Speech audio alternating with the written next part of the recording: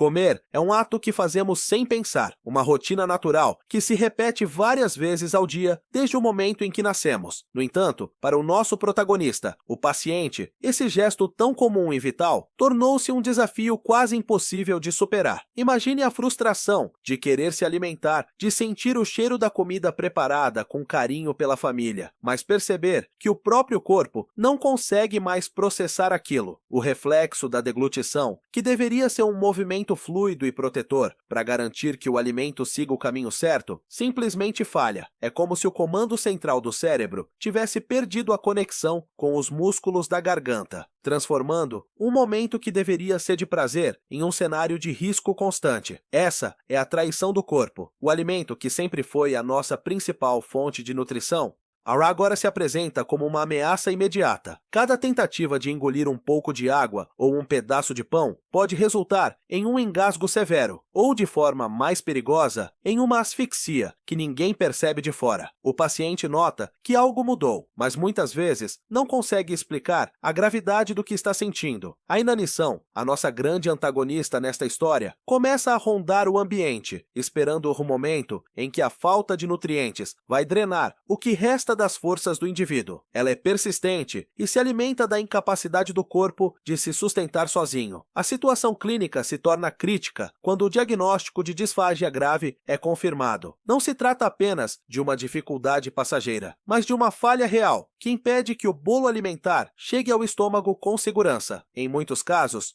existe uma obstrução mecânica, algo físico que bloqueia a passagem. Mas o perigo mais traiçoeiro é a chamada broncoaspiração silenciosa. Diferente de um engasgo comum, onde a pessoa tosse e faz barulho, a aspiração silenciosa acontece quando o alimento ou os líquidos escapam para os pulmões sem causar uma reação imediata. O organismo, em uma tentativa desesperada de se proteger, acaba atacando os próprios pulmões para tentar expulsar o que entrou por engano. Isso gera infecções graves e pneumonias que prejudicam ainda mais a saúde do nosso protagonista. Nesse ambiente de preocupação, seja em um hospital ou no cuidado dentro de casa, o profissional de saúde entra em ação. Sua postura não é de desespero, mas de uma concentração técnica absoluta. Ele observa o paciente com atenção, avaliando cada sinal, a forma como ele respira, o tom da voz e a coordenação dos movimentos ao tentar engolir a própria saliva. O silêncio que se instala no quarto durante essa avaliação clínica é necessário. O profissional sabe que a decisão de mudar a forma de alimentação é difícil, mas essencial. Antes de qualquer intervenção, ele precisa ter a certeza de que a via oral não oferece mais a segurança necessária para manter a vida. O protocolo de via alternativa começa a ser planejado com cuidado. A família acompanha cada passo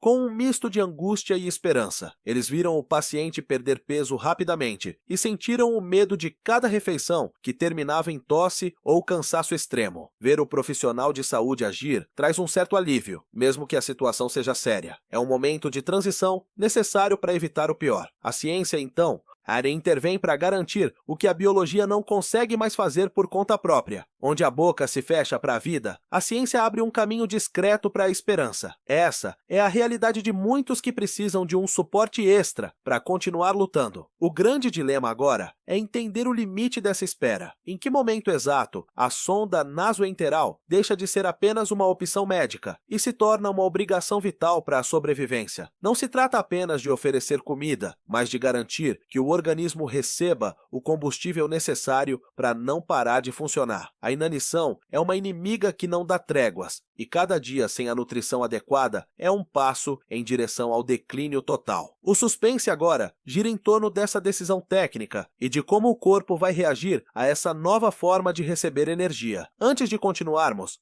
inscreva-se no canal e diga-nos onde você está assistindo nos comentários. A sua participação é muito importante para nós e ajuda a levar esse conhecimento a mais pessoas que enfrentam esses desafios. A história do nosso paciente está apenas começando e entender os critérios para essa intervenção é fundamental para garantir o seu bem-estar e a sua dignidade nos próximos dias. Para compreender a gravidade do momento atual, é preciso olhar para o que aconteceu nas semanas e meses anteriores. O declínio clínico do paciente não foi um evento isolado ou repentino, mas sim uma sequência de pequenas e silenciosas derrotas biológicas que foram se acumulando. No início, eram apenas sinais sutis, quase fáceis de ignorar. Eram tosses leves durante o almoço ou uma pigarrada persistente após um gole de suco. A família, preocupada mas esperançosa, Wari tentava oferecer soluções simples, como pedir que ele comesse mais devagar ou cortasse os alimentos em pedaços bem pequenos, mas com o passar do tempo, o que parecia apenas um incômodo passageiro transformou-se em uma perda de peso inexplicada e preocupante. As bochechas ficaram mais encovadas, e as roupas, antes bem ajustadas, começaram a sobrar no corpo, revelando a fragilidade que se instalava por baixo do tecido. Nesse período de transição, houve uma tentativa genuína de adaptar a rotina para manter a alimentação oral. O profissional de saúde orientou mudanças nas texturas dos alimentos, sugerindo preparos mais pastosos e o uso de espessantes para que os líquidos não descessem de forma tão rápida e perigosa em direção aos pulmões. Por algum tempo, essas adaptações pareceram funcionar, trazendo uma falsa sensação de segurança.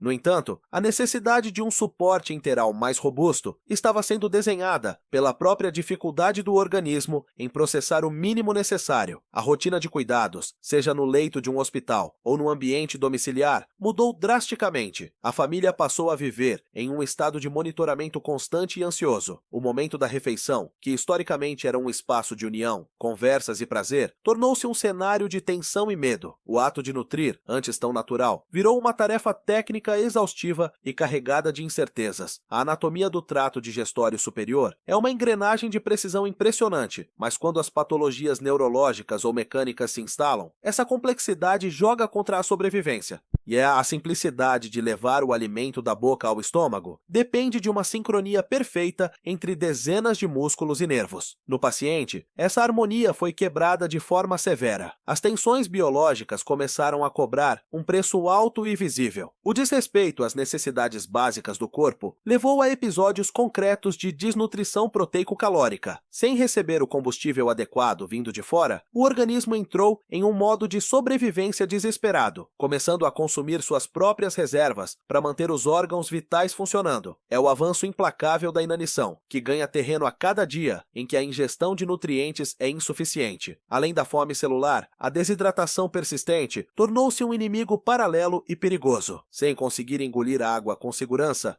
o paciente começou a apresentar sinais de cansaço extremo e uma névoa mental que o afastava da realidade ao seu redor. A função renal, que depende diretamente de uma hidratação constante para filtrar as toxinas do sangue, começou a dar sinais de alerta através de exames laboratoriais e da diminuição do volume urinário. Aquela alimentação manual, feita com toda a paciência e carinho pela família, já não era mais capaz de suprir as demandas mínimas de um corpo em crise. Por mais que tentassem, a quantidade de calorias e líquidos que o paciente conseguia ingerir de forma segura era muito inferior ao que o seu metabolismo exigia para não colapsar. As rachaduras emocionais e físicas tornaram-se então inevitáveis e evidentes para todos. A perda de força muscular, a temida sarcopenia, começou a corroer o que restava da autonomia do indivíduo.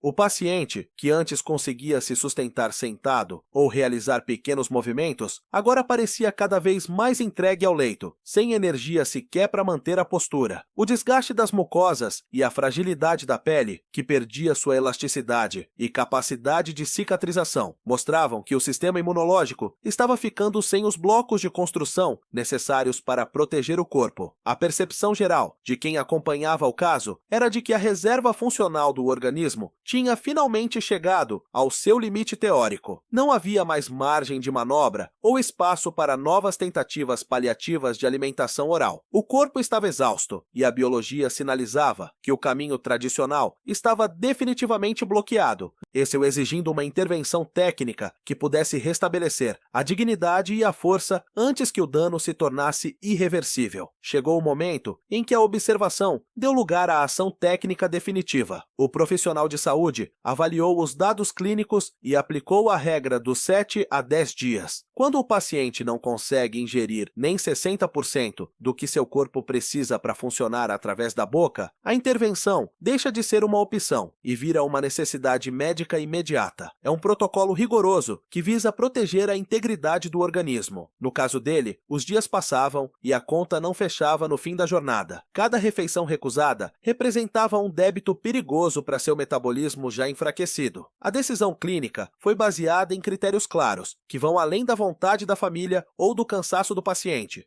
Essa necessidade de suporte aparece em casos neurológicos graves, como após um AVC ou em demências avançadas, onde o cérebro esquece como comandar os músculos da garganta. Também acontece em grandes traumas faciais ou após períodos de intubação. Para o paciente, a escolha técnica recaiu sobre a sonda nasoenteral, a SNE, em vez da sonda nasogástrica. A diferença parece pequena para quem olha de longe, mas para a segurança biológica, ela é gigantesca. A sonda nasoenteral é posicionada diretamente no intestino delgado para evitar que o conteúdo do estômago volte e pare nos pulmões, causando uma pneumonia aspirativa. A decisão por esse caminho garante que o aporte calórico chegue ao destino certo sem desvios perigosos. Com a sonda instalada, a luta contra a inanição mudou de patamar. Onde antes havia o medo de cada colherada, agora existe a segurança de um fluxo controlado de nutrientes. As dietas ricas em proteínas e vitaminas entraram no sistema do paciente de forma contínua e silenciosa. O impacto foi percebido em poucos dias. A inanição, que agia como uma ladra de energia, começou a perder terreno rapidamente. Os marcadores bioquímicos, como a albumina e a pré-albumina, finalmente começaram a subir nos exames. Não era apenas melhora no laboratório, mas uma mudança na cor da pele e no brilho do olhar do paciente. A vitalidade, que parecia ter abandonado o corpo, começou a dar sinais de um retorno discreto e gradual. Um triunfo marcante dessa intervenção foi a recuperação da integridade da pele. Sem proteínas suficientes, qualquer pequena ferida no corpo do paciente não fechava. Com o suporte nutricional, o organismo finalmente recebeu os insumos necessários para reconstruir seus próprios tecidos. As lesões começaram a apresentar sinais claros de cicatrização. Aquela sensação de fragilidade extrema foi sendo substituída por uma base mais sólida de resistência física. A família, que antes olhava para o tubo plástico com receio, passou a vê-lo como uma aliada na jornada. Eles perceberam que o equipamento não era um sinal de derrota, mas uma ferramenta que preservava a vida e evitava o sofrimento da fome celular que o paciente sentia, mesmo sem conseguir falar. O desfecho dessa história é realista e humano. A sonda trouxe o conforto que as tentativas forçadas de alimentação oral tinham roubado da rotina. O paciente pôde descansar, sabendo que sua biologia estava sendo atendida sem o risco de um sufocamento. Em muitos casos,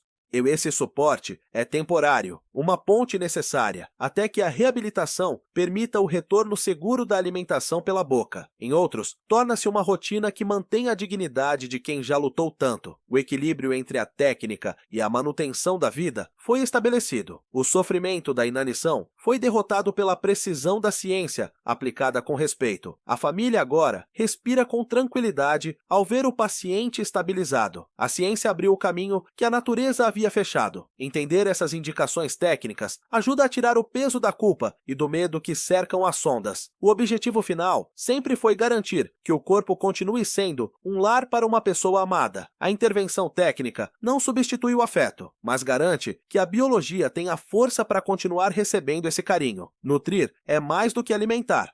É garantir que a biologia tenha combustível para sustentar a dignidade humana.